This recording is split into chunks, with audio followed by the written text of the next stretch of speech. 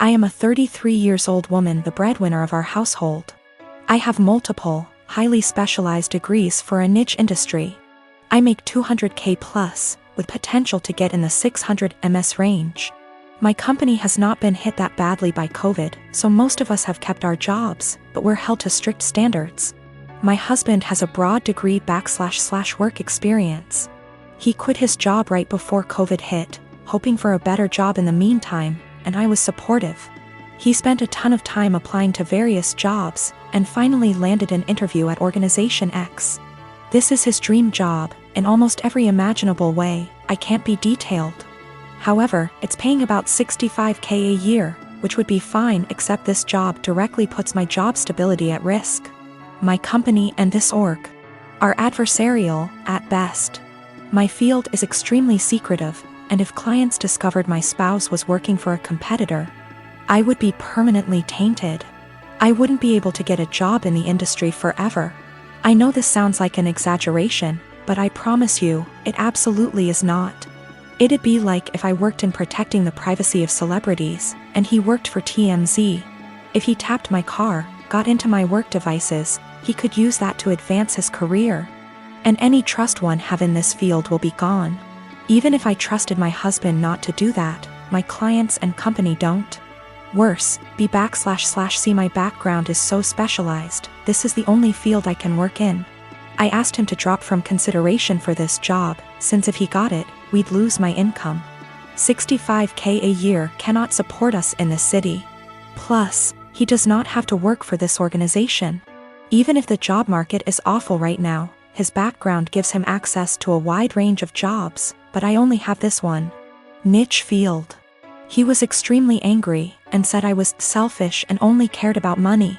I told him that if he wanted to go back to school for an advanced degree or just be unemployed for a while, I would support him. But taking this job isn't possible. He continued the process behind my back, and got the offer. He wants to accept it, B//C. He says his career needs to take priority and that I wasn't being a supportive wife. I feel so betrayed, and I've contacted all relevant higher-ups in my company to inform them. I notified them as soon as he got the interview. B//C. It's better coming from my email than from a background check. I told him he could decline the offer, W// me watching him physically decline it. Or he could accept the offer and move out immediately. I would pay for him to stay 2 weeks at a hotel, and we would begin divorce proceedings. My company is willing to take care of all of my legal fees. I feel awful. I still love him. I moved decisively, B//C. This was the best way to cut my losses, but it still hurts. He called me heartless and cold. It's true that I was prioritizing my career over his, but it felt like the only option at the time. I have been with my fiancé for 2 years. We are both 37 years old. We're getting married soon. I've only met her family a couple of times. My daughter, Judy, 16 years old, has never met them till very recently, where they hosted dinner to celebrate 4th of July, and that's when they met her for the first time.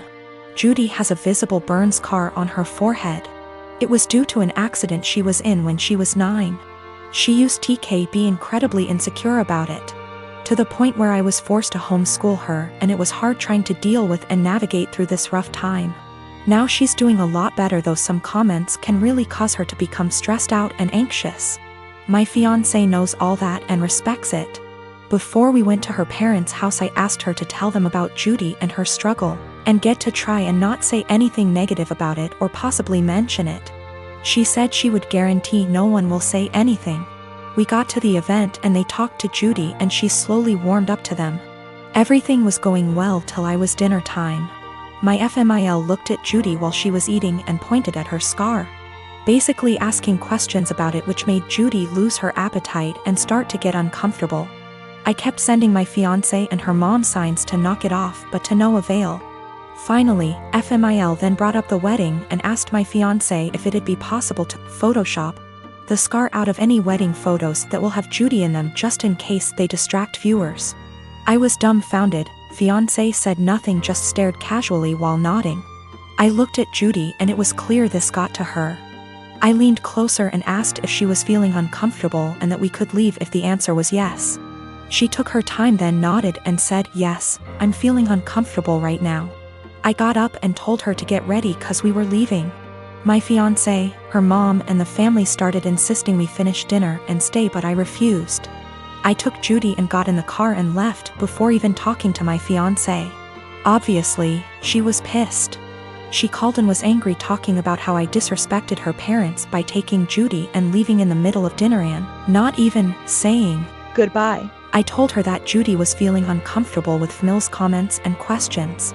She said Judy overreacted and is in need to go back to therapy if a simply mention of her scar caused her to react that way. I got tired of arguing and asked her to give us some time, but she went on me and said that I have no respect for her and her family, and that what I did was irrational, and now she won't speak to me till I clear things up with her family, after ruining their celebratory dinner. I'm a 30-year-old male and my best friend got married last week. I just bought a house and my wife is expecting our son in November. So I let him know I was limited in what I could contribute financially, but did tell him I would try my best. So, I went to the bachelor party in Maine, I rented the tux, and paid for mine and my wife's dinner at the rehearsal dinner. I also had a gift of $300 that I was going to give them, but we will get to why I didn't give it to them. His now wife, then fiancé, texted me multiple times a day with updates. Fine. I didn't always respond, and it got to the point where if I didn't respond at least once a day, I'd get a call from my buddy. I have a full-time job and am redoing some rooms in my house, so I'm busy. She texted me for the following reasons. 1. My wife was not allowed to talk about our pregnancy at all. She didn't want anyone to focus on that more than her, the bride. 2. She was not going to order special food for my wife, no one asked her to. My wife was fine with whatever she was going to be served. 3. I was not helping the groom enough. He had to help her with favors, seating charts and programs. So I had to help him with those things, according to her. She also said to get ready to help with thank you notes after the wedding. 4. She said if I was a true best man, I would offer to pay for the bar bill. I don't even know what that means.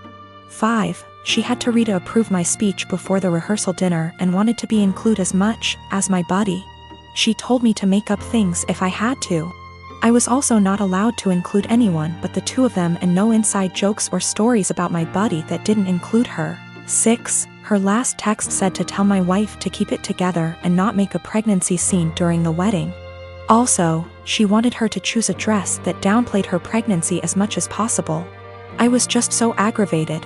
I spoke to my friend to see if he could reason with her.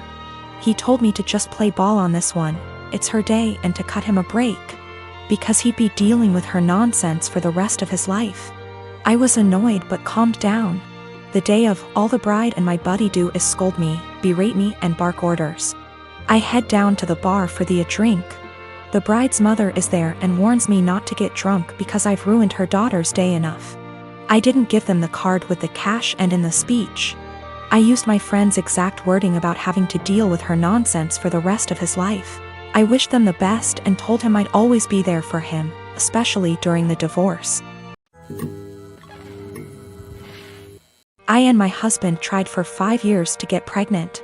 Testing eventually revealed I have eggs of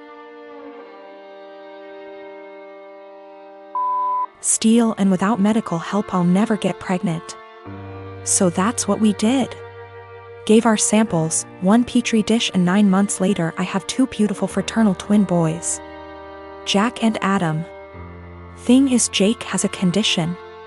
Without going into detail, requires a shot once a week. Once he is older he can take pills.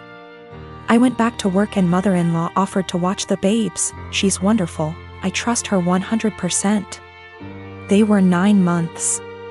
Now 16 months, during this time she would give his injection as we had a schedule. 10 a.m. before snack and nap. Worked very well until a month ago when she gave the shot to the wrong kid. Now they may be fraternal but they look identical. I'll be honest, my husband and I even mix them up sometimes. Everyone does. She immediately noticed her mistake, called 911 and they were transferred to hospital. By the time I got there, Adam had been given the reversal agent and they were both happily sipping on juice, loving the attention. We went home the same night, told to push fluids. He was never in danger. It's a very slow-acting medication that, at worst, would have given him diarrhea in a few days. Mother-in-law was beside herself. I tried to ease her worry, but she refused to babysit, so to daycare they went. This daycare has a nurse cause some of the kids have medications, so she knew what to do, but the worry of mixing up the kids was a valid concern, and they would not keep name tags on. Doctor recommended a medical tattoo. Explained they tattoo a freckle, no bigger than the end of a pencil eraser, on an area of skin that's easily seen while the child is under mild sedation, similar to dental offices.